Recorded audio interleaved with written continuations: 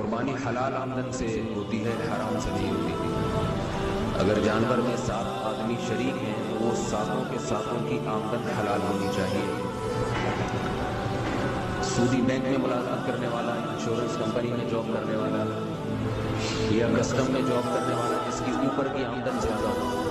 تنخواہ کم ہو اور ویسے اللہ کا دیا اس کے پاس زیادہ ہو، اللہ کا دیا صرف جو لوگوں کا دیا ہوا ہے، اور اسی طرح پولیس میں کوئی ہو اس کے پاس بھی تنخواہ کم ہو اور اللہ کا دیا، وہ یہی کہتے ہیں کہ اللہ کا دیا یہ وہ زیادہ ہو، تو پھر یہ اس سے معلوم کروایا جائے کہ بھئی یہ کس پیسے سے حصہ ڈال رہے ہیں۔ اگر سودی بینک میں جاب کرنے والے کی کوئی حلال ذریعہ بھی ہے، وہ قربانی کے لیے وہ رقم نکال کے الگ کر دیتا ہے تو ٹھیک ہے۔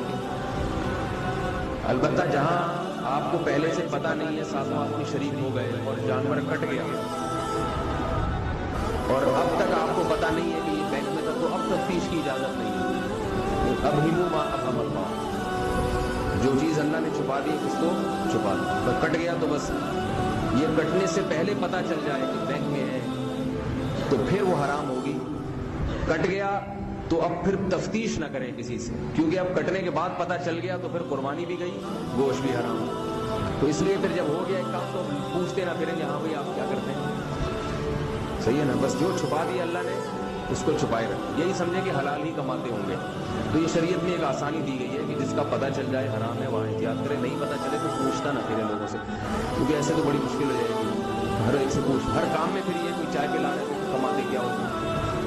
تو وہ غصہ آ جائے گا چائے کا، چائے بھی نہیں پلائے گا وہ، تو یہ جو ہے نا پھر شریعت نے ایک آسانی رکھی ہے کہ خود کو ریت نہ کرو بس زیادہ۔ تو یہ سمجھ گئے نا مسئلہ۔ اچھا،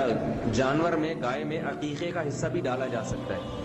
ایک حصہ عقیقے کا ڈال دیا، یہ 2 حصے لڑکے کی طرف سے عقیقے کے قربانی کا، تو یہ بھی جائز ہے۔